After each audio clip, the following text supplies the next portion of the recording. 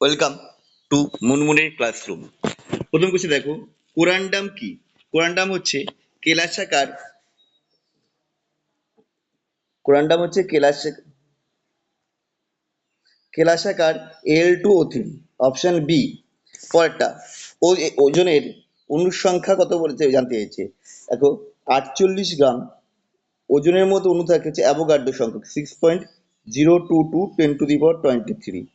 তাহলে 16 গ্রামে থাকবে কত না, এত ইন্টু ওপরে হবে 16, নিচে হবে 48।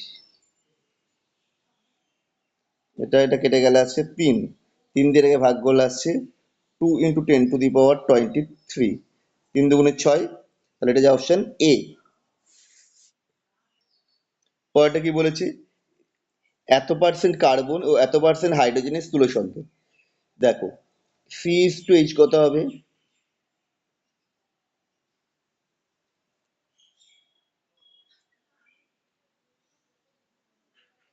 85/12 = 14.4/1।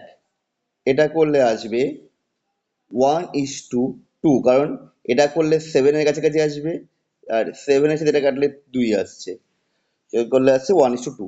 তাহলে সেটা ক্ষেত্রে যেগুলি স্থূল সংকেত হবে CH2। আমার উত্তর হয়ে যাচ্ছে বি।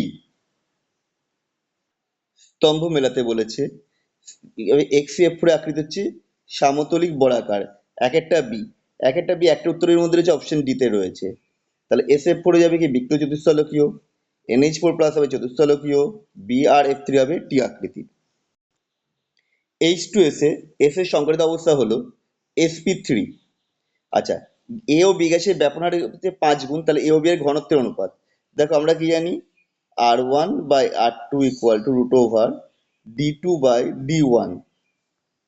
তাহলে 5/1, 5 গুণ বলেছিল, এটা করলে √টা আসবে, তাহলে এটা স্কোয়ার করে দিলে আমি যেটা পাবো D2/D1 পাবো। তাহলে D1:D2 = কত আসবে, 1:5² মানে 25, তার মানে 1:25। তাহলে উত্তর হচ্ছে 1:25, অপশন এ। কোনটি শিখা পরীক্ষায় সাড়া দেয় না? বেরিলিয়াম শিখা পরীক্ষায় সাড়া দেয় না, আকার ছোট হওয়ার জন্য, ইলেকট্রনগুলো কাছাকাছি থাকে। জিপসামের সংকেত হচ্ছে CaSO4 2H2, X এর মান হচ্ছে 2, আর প্যাসিভ 2CaSO4 1H2O। তাহলে x - y কত হবে, 2 - 1, দ্যাট ইজ 1, অপশন বি। এখানে একটা অনুচ্ছেদ পড়তে বলেছে, পর্যায় সারণী শ্রেণী বরাবর ওপর থেকে নিচে আয়নার ব্যবধান হ্রাস পায়, এবং পর্যায় সারণীর পর্যায় বরাবর বাম দিক থেকে ডান দিকে গেলে মৌলের আয়নার বিভবের মান বৃদ্ধি পায়।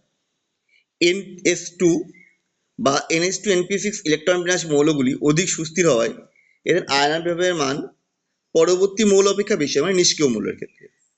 একইভাবে পর্যায় বরাবর বাম থেকে ডান দিকে গেলে ইলেকট্রন আসক্তির মান বৃদ্ধি পায়। এক্ষেত্রে NS2NP3 মানে নাইট্রোজেন ফ্যামিলি এবং NH2NP6 অর্থাৎ নিষ্ক্রিয় গ্যাসগুলোর ইলেকট্রন বিন্যাস অধিক সুস্থিত হওয়ায় এদের ইলেকট্রন আসক্তির মান হ্রাস পায়। ফ্লোরিনের তুলনায় ক্লোরিন, অক্সিজেনের তুলনায় সালফারের ইলেকট্রন আসক্তির মান বেশি। তড়িৎ ঋণাত্মকতা হলো একটি পর্যায়গত ধর্ম। পর্যায় সারণীর পর্যায় বরাবর বাম দিক থেকে ডান দিকে গেলে তড়িৎ ঋণাত্মকতার মান বৃদ্ধি পায়, এবং শ্রেণী বরাবর ওপর থেকে নিচে গেলে এই মান হ্রাস পায়। এইটা পড়ে নিয়ে আমাকে এই নিচের প্রশ্ন কটার উত্তর দিতে হবে। দেখো, প্রথম প্রশ্নটা কি বলেছে, ফ্লোরিন ও ক্লোরিনের ইলেকট্রন আসক্তি ও তড়িৎ ঋণাত্মকতার সম্পর্ক। তড়িৎ ঋণাত্মকতা ফ্লোরিনের বেশি, ইলেকট্রন আসক্তি ক্লোরিনের বেশি, তাহলে অপশন সি। আয়নন এবং এনথালপির ক্ষেত্রে কোনটা সঠিক নয়? এখানে দেখো সবগুলোই সঠিক আছে, শুধু এইটা ভুল, বি আর বিই, বি এর ক্ষেত্রে বেশি হবে, এটা ব্যতিক্রম। নিচের কোন মৌলটির আয়নন বিভবের মান সর্বোচ্চ? সর্বোচ্চ হচ্ছে হিলিয়ামের, কারণ এটা নিষ্ক্রিয় মৌল। NH2 সবচেয়ে সুস্থির হয়, এটা আয়নন বিভবের মান বেশি। ভিডিওটা কেমন লাগলো কমেন্ট করে জানাও, আবার দেখা হবে নেক্সট ভিডিওতে।